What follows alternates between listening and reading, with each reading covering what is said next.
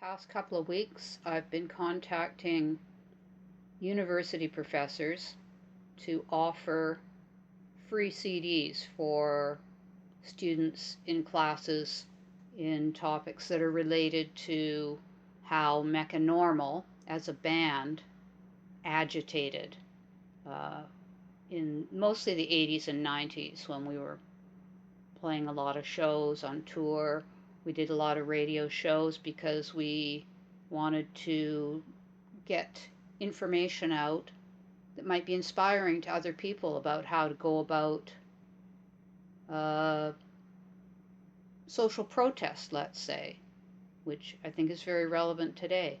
So, more than a band that wanted to perform because it was fun and get on the radio to sell our stuff, we had ideas about how to change the world, let's say. And that's actually a phrase that we continued to use right from the beginning years in the mid 80s on into recent times when we created a classroom event called How Art and Music Can Change the World. I think I just leapt through about 20 different structures that I could go on and on about, but the gist of it is through this time we created music, wrote songs, put out CDs, and now I have a lot of CDs in a couple of different locations that need to get into the hands of people, or something needs to happen with them. They're taking up space that isn't mine. So it becomes my problem.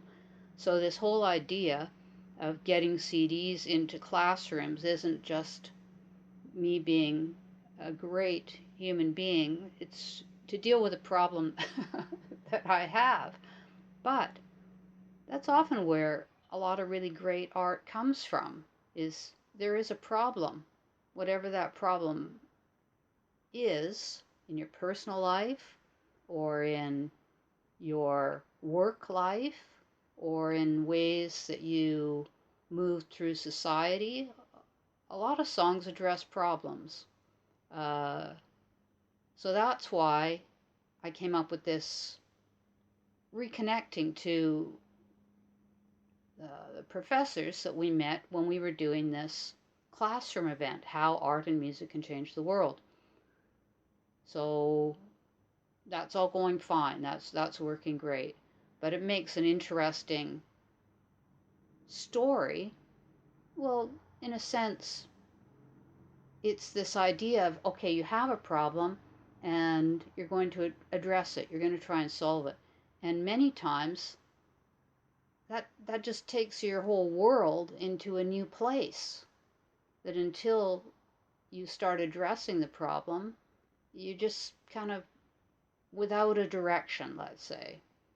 So that's something I think is important to recognize, because oftentimes it's that sense of not knowing how to take action, where to put your energy, is it going to be the right thing? Is it going to be causing you new problems as people judge you for it?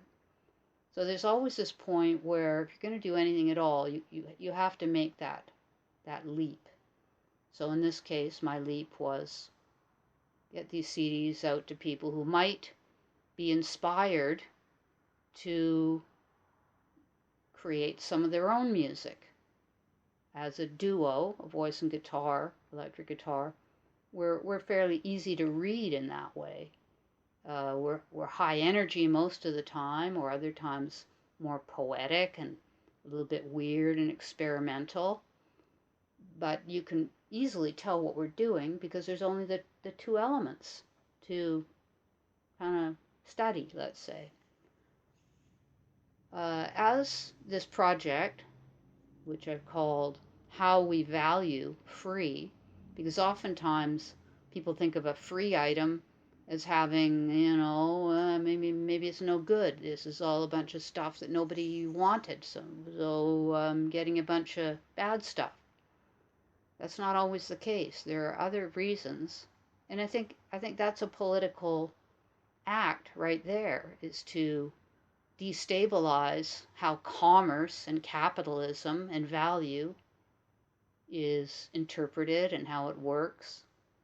Again, to this point, how we value free. A lot of these CDs got great reviews. They were regarded highly by critics and certain people who were inspired by them and formed their own bands. And we always heard stories back about being meaningful in many ways. And, this is not, you're not getting a bunch of duds here. So let's tick that box off. It's not bad. It's not free because it's bad.